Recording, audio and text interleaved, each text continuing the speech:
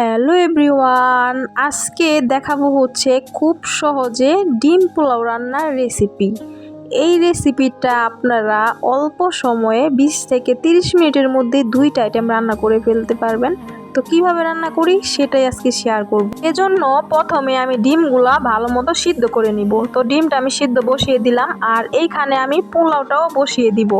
মানে দুই চুলার মধ্যে দুইটা আইটেম বসিয়ে দিব, তাহলে কিন্তু খুব ঝটপট তাড়াতাড়ি হয়ে যাবে। তো আমি কড়াইয়ের মধ্যে দিয়ে দিলাম পরিমাণ মতো তেল, এরপরে দিয়ে দিলাম তেজপাতা, আর এইখানে দিব হচ্ছে শুকনো গরম মশলা যেমন এলাচ, দারচিনি, লবঙ্গ এবং গোলমরিচ। তো শুকনো উপকরণটি দেওয়ার পর এখন ভালো মতো আমি একটু ভেজে নিব। এরপর দিয়ে দিলাম কিছু পেঁয়াজ কুচি দেওয়ার পর পেঁয়াজটাকে এখন ভালো মতো আমি ভেজে নিব, যেন আমার বেরেস্তার কাজটা হয়ে যায়। তো আপনারা যদি এভাবে রান্না করেন, আশা করি আপনাদের পোলাও হবে ঝরঝরা, একেবারে সুগন্ধিযুক্ত। এরপর আমি দিয়ে দিলাম আদা এবং রসুন বাটা। এইখানে আদা রসুন বাটার পরিমাণটা একটু অল্প দেওয়ারই চেষ্টা করবেন। এখন মশলাটাকে ভালো মতো আমি একটু কষিয়ে নিব, যেন কাঁচা স্মেলটা চলে যায়। আর এখন দিয়ে দিলাম মশলাটা কষানো হয়ে গেলে ধুয়ে রাখা পোলাও চালগুলা। আর আজকে আমি রান্না করব আধা কেজি পোলাও চালের পোলাও। তো এরপর আমি দিয়ে দিলাম সাথে সাথেই পরিমাণ মতো লবণ এবং কিছু আস্ত কাঁচামরিচ। আর আস্ত কাঁচামরিচটা কিন্তু মেনলি স্মেলের জন্যই দেওয়া হয়। কাঁচামরিচ দেওয়ার পর এখন অল্প কিছুক্ষণ সময়ের মতো আমি চালটাকে ভেজে নিব। আর অবশ্যই একটা কথা মাথায় রাখবেন, চালটা কিন্তু বেশি ভাজা যাবে না, তাহলে কিন্তু আবার ফুটবে না, একটু আঁশ থেকে যাবে। তো পোলাও রান্নার মেন ট্রিক্সটাই হচ্ছে আপনারা চালটা একটু কম ভাজবেন আর মশলাটা আগেই ভালো মতো কষিয়ে নেবেন, তাহলে দেখবেন পোলাও ঝরঝরা হবে, তাছাড়া ফ্লেভারফুল হবে। এরপর আমি দিয়ে দিলাম গরম জল। এইখানে আধা কেজি চালের জন্য আমি 1 কেজি পরিমাণের জল দিয়েছি। এরপর হালকা একটু চিনি দিলাম এবং দিলাম হচ্ছে লিকুইড। তো যেহেতু সবগুলো উপকরণ দেওয়া হয়ে গিয়েছে, এখন আমি চুলার আঁচটাকে বাড়িয়ে জলটাকে শুকিয়ে নিব। জলটা নাকি যখন পোলাওর সাথে মাখা মাখা একটা ভাব আসবে, ওই সময় কিন্তু আমি দমে বসিয়ে দিব। তো এখন কিন্তু জলটা একটু শুকিয়ে গিয়েছে, আমি ঢাকা দিয়ে দিয়েছিলাম। এর একটু পর ঢাকনাটা খুলে আমি পোলাওটাকে একটু নেড়ে চেড়ে দিব। তাছাড়াও জলটা কিন্তু শুকিয়ে গিয়েছে, আর একটু সময়ের মতো ঢাকনা দিয়ে রাখলে পুরোপুরি রান্নাটা হয়ে যাবে। তো আমি এখন ঢাকনা দিয়ে দিলাম। 10 থেকে 15 মিনিট পর ঢাকনাটা খুলে দেখলাম যে পোলাওটা কিন্তু রান্না হয়ে গিয়েছে। আর দেখেন কি সুন্দর ঝরঝরে হয়েছে, আর স্মেলটা অনেক সুন্দর হয়েছিল, একেবারে বিয়ে বাড়ির মতো। আর আপনারা যদি এভাবে রান্না করেন একেবারে ঝরঝরে হবে।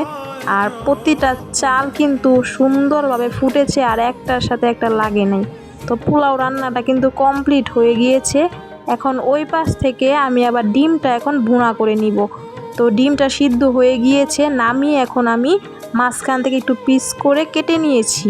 আর এখন কড়াইয়ের মধ্যে দিয়ে দিলাম পরিমাণ মতো তেল, আর দিব হচ্ছে পরিমাণ মতো লবণ এবং হালকা একটু হলুদের গুঁড়া তেলের মধ্যে দিয়ে দিলাম। এরপর আমি পিস করে ডিমগুলা উল্টো সাইড করে তেলের মধ্যে দিয়ে দিলাম। আর হলুদ এবং লবণটা কিন্তু তেলের মধ্যে দিলে পুরোপুরি ডিমের সাথে মিক্সচার হয়ে যায়। তো নিচের পাশটা ভাজা হয়ে গেলে এখন আমি আলতোভাবে ডিমটাকে উল্টিয়ে দিলাম। আর এইভাবে আমার কাছে আস্ত ডিমের চেয়ে মাঝখান থেকে এভাবে কেটে দিলেই বেশি ভালো লাগে। তো ওই তেলের মধ্যে এখন আমি দিয়ে দিলাম তেজপাতা এবং আস্ত জিরা। তো জিরা এবং তেজপাতাটা ভাজা হয়ে গেলে দিয়ে দিলাম পেঁয়াজ কুচি। পেঁয়াজ কুচিটা দেওয়ার পর এখন আমি দিয়ে দিব কিছু কাঁচামরিচ কুচিটা দেওয়ার পর এখন ভালো মতো আমি একসাথে ভেজে নিব। আর এরপর ভাজা যখন হয়ে যাবে দিয়ে দিলাম স্বাদ মতো লবণ দিয়ে আর কিছুক্ষণ সময়ের মতো ভাজা হয়ে গেলে আমি একটু জল দিয়ে দিব। আর রান্নার ক্ষেত্রে এখানে আমি গরম জলটাই ব্যবহার করছি। আপনারাও গরম জল দিয়ে রান্না করলে খুবই ভালো হয়, তবে হাতের কাছে না থাকলে এক্ষেত্রে আপনারা নর্মাল জলে দিতে পারেন। তো জল দেওয়ার পর এখন আমি গুঁড়ো মশলা দিয়ে দিলাম, হলুদের গুঁড়া এবং শুকনো মরিচের গুঁড়া। নর্মালি আমরা বাসায় যেভাবে ডিম ভুনাটা করি সেভাবে আজকে প্লেনভাবে ডিম ভুনা করব। তো খুবই সহজ আর সুস্বাদু হয় কিন্তু এভাবে রান্না করলে। এখন কিন্তু মশলাটাকে আমার ভালো মতো কষিয়ে নিতে হবে। তো মশলা থেকে কিন্তু তেল বের হয়ে গিয়েছে, তো মশলাটাও কিন্তু কষানো হয়ে গিয়েছে। আর এই ক্ষেত্রে দেখেন কি সুন্দর কালারটা আসছে। তো এখন ফাইনালি আমি ঝোলের জন্য পরিমাণ মতো জল দিয়ে দিলাম। তো ঝোলটা ভালো মতো ফুটে গেলে এখানে আমি ভেজে রাখা সবগুলা ডিম একে একে দিয়ে দিব। দিয়ে দেওয়ার পর এখন আমি গ্যাসের আঁচটা মিডিয়াম টু হাই ফ্লেমে রেখে কিছুক্ষণ সময়ের মতো রান্না করে নিব এবং ঝোলটাকে ভালো মতো শুকিয়ে নিব। তো এখানে রান্না হতে থাক, ওই পাশে আবার পোলাওটাও আমার দমে বসিয়ে রেখেছি। তো এক সাইড থেকে দুইটা রান্নাই কিন্তু একসাথে হয়ে যাচ্ছে। মাঝে মধ্যে আপনাদের যখন হঠাৎ ক্রেভিং হবে খাওয়ার, তখন আপনারা চাইলে এভাবে ঝটপটভাবে আমার রেসিপিটা ফলো করে রান্না করে খেয়ে নিতে পারেন। আশা করি অনেক বেশি ভালো লাগবে। তো ডিমের ঝোলটা ভালো মতো শুকিয়ে গেলে আমি নামিয়ে নিলাম। আর এইখানে কিন্তু আমার পোলাওটাও রেডি। আর পোলাওটা তো খুব বেশি ঝরঝরা হয়েছে আর অনেক সুন্দর একটা স্মেল বের হয়েছিল, একেবারে বিয়ে বাড়ির মতো। একেবারে বিয়ে বাড়ির বাবুচিরা যেভাবে রান্না করে সেভাবে আমি ঘরোয়া উপকরণ দিয়ে রান্না করেছি। কেউ কেউ চাইলে গোলাপ জল, কেওড়া জলও দিতে পারেন, আপনাদের ইচ্ছা। তো রান্না হয়ে গেছে, এখন আমি একটি প্লেটের মধ্যে নামিয়ে নিলাম। দেখেন কি সুন্দর লোভনীয় লাগছে, তাছাড়া খেতে অসাধারণ হয়েছিল। আমাদের কাছে তো অনেক বেশি ভালো লেগেছে। আর আজকের এই রান্নাটা কিন্তু সাডেন প্ল্যানই হয়েছে, হঠাৎ মনে চেয়েছিল যে খাবো, হঠাৎই রান্না করে ফেললাম খুব অল্প সময়ে। চাইলে আপনারা এভাবে রান্না করে খেতে পারেন। তো আজকের রেসিপিটা এই পর্যন্তই ছিল, ভালো লাগলে লাইক করবেন।